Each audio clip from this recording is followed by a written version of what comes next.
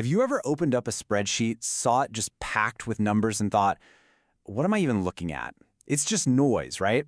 Well, today we're going to pull back the curtain and see exactly how statisticians turn that mountain of raw info into a single, powerful discovery. I mean, that's really the big question, isn't it? How do you take this overwhelming sea of numbers and find the actual story that's hiding inside? Well, that's what statistics is all about. It's the set of tools that lets us do exactly that. Okay, so let's make this real. We're going to dive into an actual example. We're heading to Lima, Peru, where researchers were studying lung function in children, and they wanted to understand a pretty simple but really important question.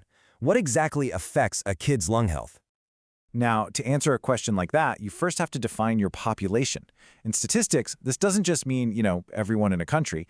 It's the entire group you are interested in learning about. So for this Lima study, the population might be all the children living in that specific part of the city. But here's the catch. You almost never get to study the entire population. It's just way too big, too expensive, so what do? You take a sample, a smaller, manageable group that you can actually collect data from.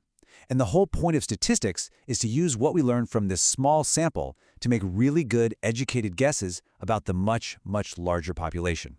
So, in our lung health study in Lima, the sample they worked with was 636 children. That's our group. Every single piece of data, every insight we're about to see, comes from these 636 kids. All right, we've got our sample. Now the real detective work can begin. I want you to think of every piece of data you collect as a clue. And just like a detective, before you can solve the mystery, you gotta organize your evidence. And this is what the evidence usually looks like at first. A big table, right? A spreadsheet. But there's a really simple and powerful logic to it. Each row, that's one person in the study. And each column, that's a specific piece of information we've gathered about them. Statisticians call these variables. And here's the super important point. These variables, our clues, they basically come in two main flavors. First, you have numerical data. These are things you can measure, like a child's age, their weight, or that lung function score. Then you have categorical data. These are things you can sort people into groups for, like their sex, or a simple yes or no for whether they've had respiratory symptoms. Getting your clues sorted like this is an absolutely vital first step. Okay, data sorted. Now we have to actually frame our investigation. This is where we get to the heart of it all and start asking about cause and effect. This is the one question that drives the entire analysis. You have to get really clear on what the main thing is that you're trying to understand, and then think about all the other factors that might be influencing it.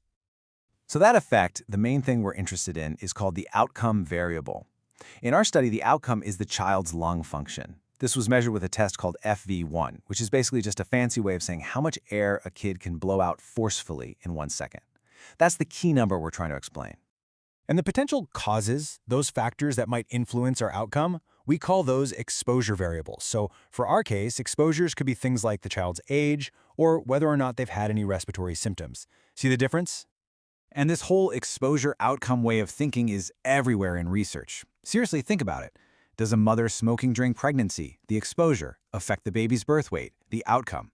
Does having clean water affect how many times a kid gets sick? Framing your question this way gives any investigation a really clear sense of direction. So, we've got our sample, our variables are sorted, our question is framed, and now we get to the fun part, the revelation. It is time to make our data actually speak to us. Because, let's be honest, if you just stare at the raw data, you see nothing. Looking at a table with 636 rows of information is like staring at a wall of numbers. The story is definitely in there, but there's no way you can see it yet. I mean, just look at this tiny piece of our data. You've got the lung function score right next to whether a child had symptoms or not. Can you see a pattern? No way. It's impossible for the human brain to process information like this directly.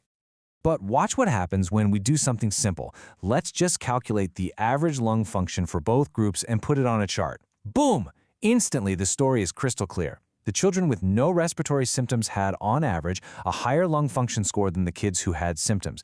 That confusing wall of numbers just turned into a powerful insight. And we can do the exact same thing with our numerical data.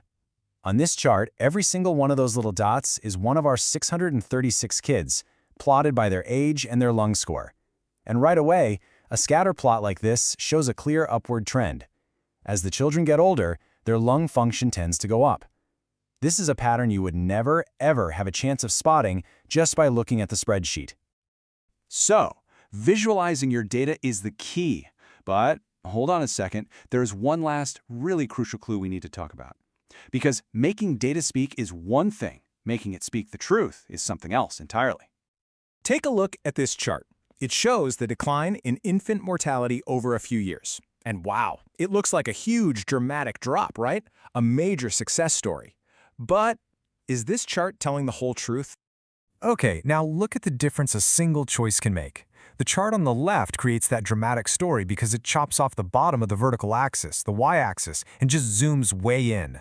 But the chart on the right, it shows the full picture, starting the axis at 0. And now you see the real story. The decline was actually very, very small. This is the exact same data telling two completely different narratives. So here's the bottom line. Turning data into discovery means asking the right questions, sorting your clues, and visualizing the results to find the story. But just as important, it means you have to present those results honestly. Which leaves us with one final thought for you to take away. The next time you see a chart in the news or online, what's the very first question you're going to ask about how it was made?